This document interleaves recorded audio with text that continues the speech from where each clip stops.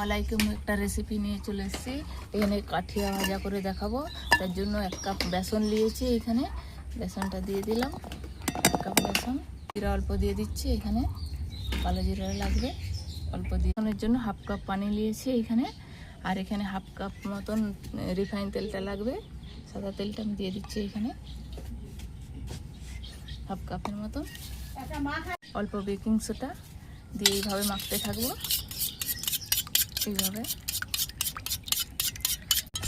এইভাবে মেখে নিয়েছি। এবারে হচ্ছে কাঠিয়ার জন্য বেসনটা আগে থেকে দিয়ে রেখেছিলাম, ওটা ডোটা তৈরি করে নিচ্ছে। অল্প অল্প করে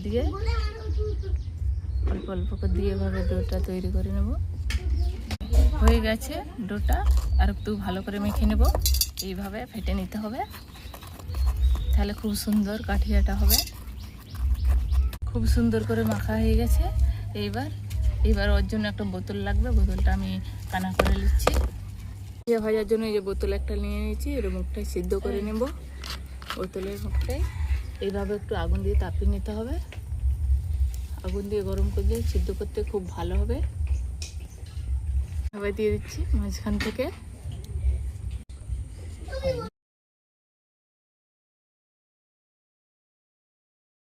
বোতলের ঢাকাটাকে এইভাবে কেটে নিয়েছি। এইভাবে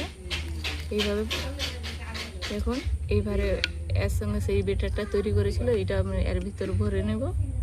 আগে থেকে বেটারটা তৈরি করে রেখেছিলাম, আমার হাতে পারপিং ব্যাগ নেই, এই জন্য এই পেপারটা নিয়েছি। ভরে নেব যে বেটারটা আগে থেকে করে রেখেছিলাম, এটাই ভরে রেখেছিলাম। এইভাবে বোতলের মধ্যে ভরে নেব। এই জন্য যে বেটারটা করে রেখেছিলাম বোতলের মধ্যে ভরে নিয়েছি। এইবার কড়াই বসিয়ে দেবো, দিয়ে কেমন করে করি দেখতে থাকুন আপনারা। কড়াই বসিয়ে দিলাম, এইখানে কড়াইটা বসিয়ে দিলাম। কড়াই সাদা তেলটা দিয়ে দিলাম ভাজার জন্য। ভাজাগুলো এইভাবে বেরাচ্ছে, এইভাবে হবে। ভাজাগুলো হয়ে গেছে, এই যে পুরো দোকানের মতনই হয়েছে, কত সুন্দর মুচমুচে।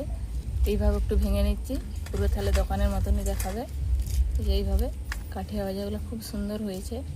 এইভাবে আপনারা চায়ের সঙ্গে বানিয়ে খেয়ে দেখবেন, খুব সুন্দর লাগবে।